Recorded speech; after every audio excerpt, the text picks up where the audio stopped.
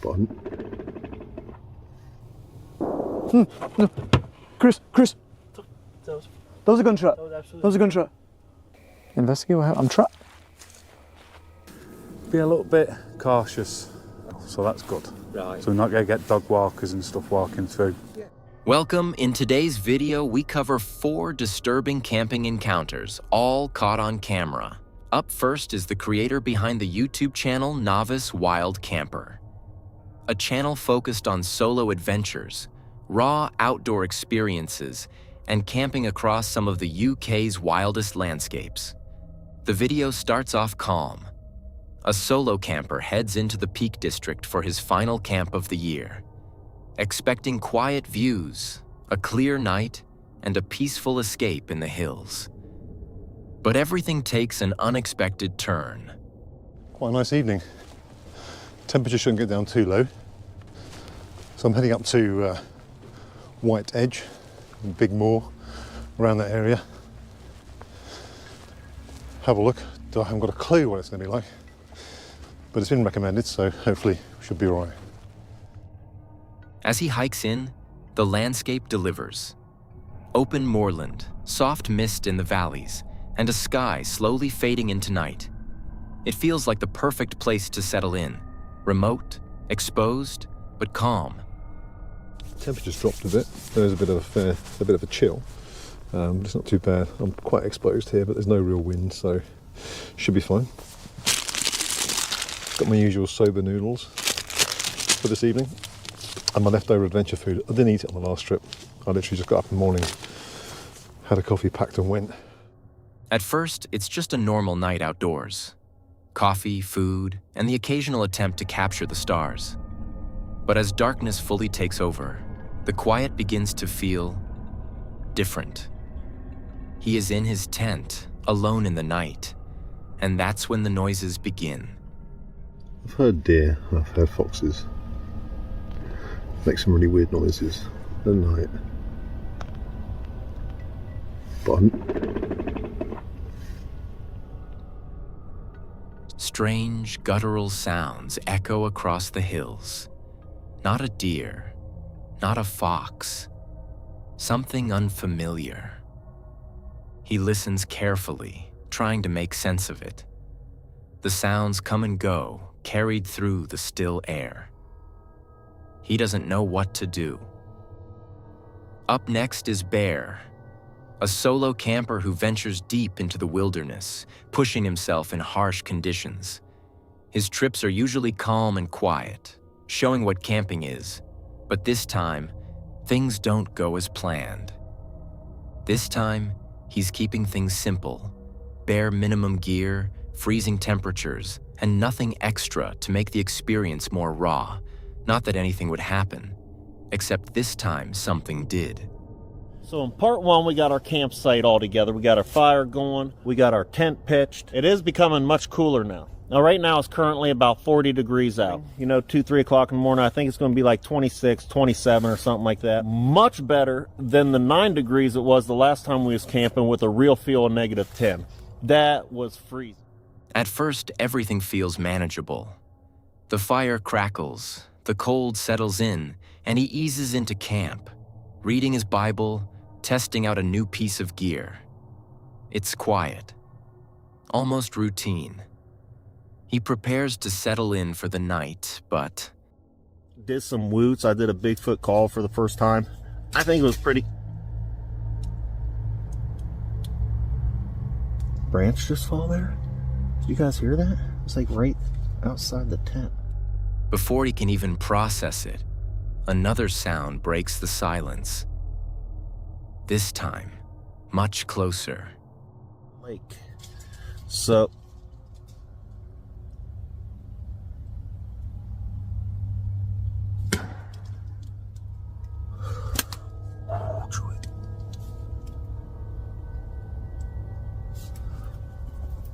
stopped. He steps out to check the area, and that's when everything shifts. The woods aren't quiet anymore. They feel alive. He can barely see anything, and the sounds don't stop. What is that noise coming from the lake?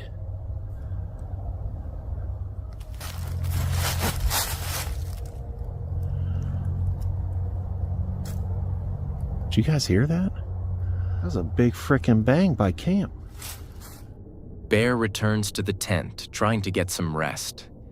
He forces himself to relax. But then...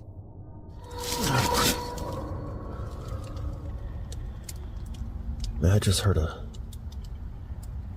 don't know if I was even all the way asleep or what, but there was a huge crash outside. Do you hear that?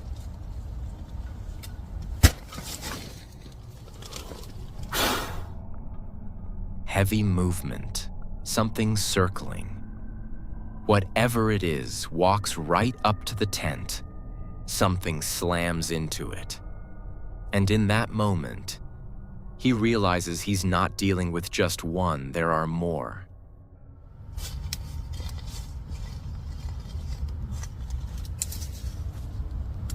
Something is standing right outside of the tent. It walked right up to the tent. Do you hear it? There it is again. He kills the light, plunging everything into darkness. Lying there in silence, he waits, hoping it either leaves or reveals itself. But in that moment, he realizes there's nothing he can do except stay completely still. Oh. It's throwing stuff at the tent.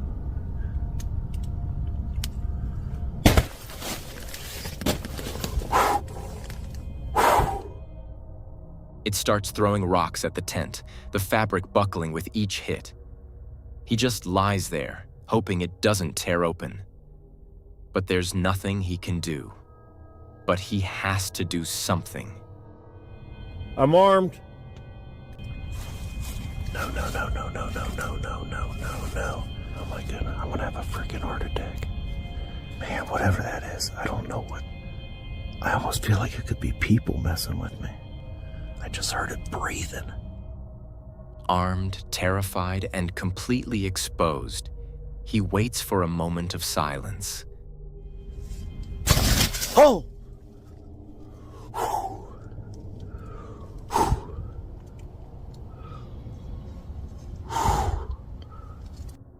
Then makes a decision. He doesn't investigate. He doesn't stay. He runs. Whatever is out there isn't worth risking his life for. So it's been about 5 minutes and I haven't heard anything. I'm gonna take this opportunity and leave right now before whatever that was. Sounded like there was 2 of them. There's people, creatures, whatever that was. I am leaving before they come back. I do not feel safe. I'm sorry guys, I'm not. Days later, he returns to collect his gear. And what he finds confirms everything. This wasn't an animal. This wasn't something unexplained. Someone was out there, waiting. And if he hadn't left when he did, he might not have made it out at all. Up next is a haunted camp at the Pretoria Pit disaster site. A place steeped in tragedy, where hundreds of miners lost their lives. Moxley and Ming head deep into the woods to camp near the old pits. One of the UK's worst mining disasters happened just up this way. All those souls and that could be trapped down in that pit. The people who died in this pit, they all got pulled out. So there's no bodies down there. As they make their way in, Bear explains the dark history of the site. The 1910 mining disaster, the hauntings, and the many reports of strange sightings around the forest and lake. But here is the pit. It's just always such a weird feeling coming back here. They decide to camp beside the pit to keep the experience as real as possible. Deep in the trees, they find a secluded spot and begin setting up camp, trying to get settled before nightfall. And that is when they see something strange. So I can come back and collect a load of these bricks. And then with them, We can do like a little fire pit, get a fire going, keep warm.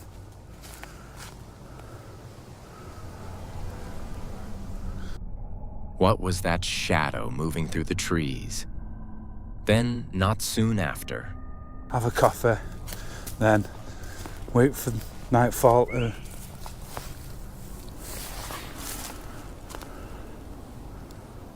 That fucking scared me then. a whistle. Sharp, deliberate. Definitely not from any animal. The whistle. And that shadow. This wasn't a coincidence. He wasn't alone out here. These woods had a reputation for drawing the wrong kind of people, and there was no guarantee he'd be left alone through the night. Probably not. So Moxley makes the call. He packs up and gets out. Up next is Jasko. Jasko is a channel built on suspense and late-night exploration, diving into abandoned places, haunted locations. This time, they head deep into what's known as the Devil's Forest, a place with a long, dark history tied to deaths, rituals, and disappearances. Almost immediately, things feel off. We were just driving, the van is right there, and we were looking for a campsite. We're going up the road, and we saw what looked like someone standing. I slammed on the brakes, we backed up, but the thing is, right when we saw that, we saw a flash of light as well, almost like someone taking a picture.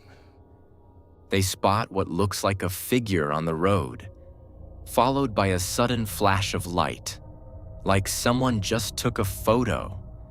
This would seem to just be the start. Jasko heads into the forest alone, determined to see for himself if something is really off about this place. But it doesn't take long before things start to feel wrong. Strange sounds echo through the trees, and unsettling objects begin to appear where they shouldn't. It constantly feels like something is walking behind me, which is so freaky. Oh, okay. People say that bodies have been found in this body of water. Jasko returns to the camper with no answers. They go to sleep thinking they are alone, but in their sleep, the camera picks up some weird sounds, like an animal walking about or something completely different.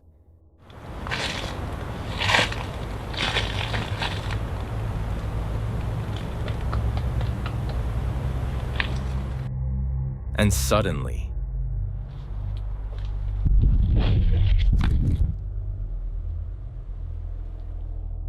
as the camera suddenly falls, the noises stop completely, almost as if whatever was out there didn't want to be seen. Oh, Ben! No, what the fuck is that? Ben, where's the camera? Oh, what happened? I fell. Did you hear that scream? Yeah, I heard that. What? It's still out there. Shaken and unsure what to do, they retreat to the RV for the night. But that decision only makes things worse. No. Chris! That was a gunshot. That was a gunshot. Did you see anything? There's a light. There's a fucking light right there. Oh! What's that? Oh shit! What is that? There's someone out Chris, there? what the fuck? Yo, What is that? yo, there's someone out there. There's someone out there. There's actually someone out Yo, there. what the fuck? What the Hang fuck? on. Hold on. What the?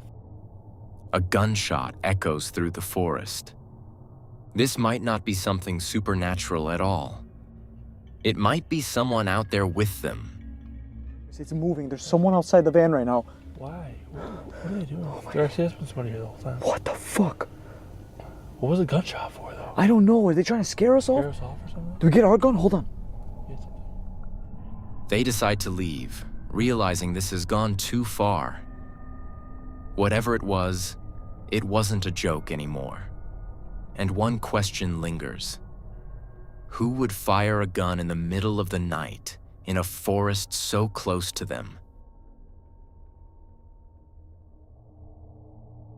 If you liked this video, please like and subscribe, and leave a comment.